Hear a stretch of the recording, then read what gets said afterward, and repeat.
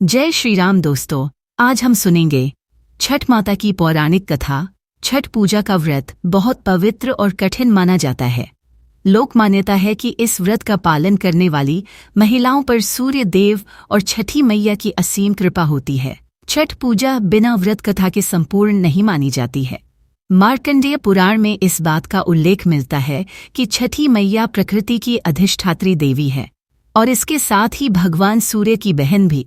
छठी मैया को संतान सुख, संतान की दीर्घायु और सौभाग्य प्रदान करने वाली माता माना गया है। जब बच्चे के जन्म के छठे दिन उसका छठी पूजन होता है, तब इन्हीं माता का स्मरण किया जाता है। इनकी कृपा से न सिर्फ संतान को हर तरह की सुख सुविधा प्राप्त होती है, बल्कि उसके जीवन में आने वाले कष्टों का अपने आप ही निवारण हो जाता है। तो आइए सुनते हैं छठ पर्व की पावन कथा, जिसे सुने बिना आपकी छठ पूजा अधूरी है। प्रियंवद और मालिनी की कहानी राजा प्रियव्रत से जुड़ी है।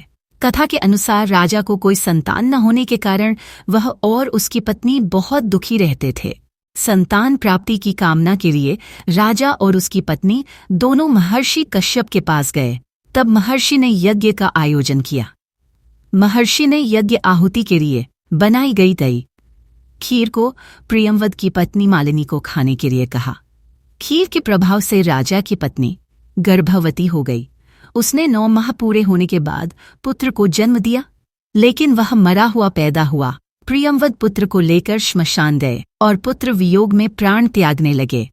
दुखी होकर राजा प्रियव्रत मरे हुए बेटे के साथ अपने प्राण भी त्यागने के लिए श्मशान में ही आत्महत्या का प्रयास करने लगे। तभी वहां एक देवी प्रकट हुई।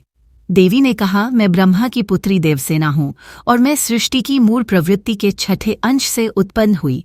देवी षष्ठी हूँ। माता ने राजा को अपने पूजन का आदेश दिया और दूसरों को भी यह पूजन करने के लिए प्रेरित करने को कहा। माता ने कहा, अगर तुम मेरी पूजा करोगे और अन्य लोगों को भी इसके लिए प्रेरित करोगे तो मैं तुम्हें पुत्र रत्न प्रदान करूंगी।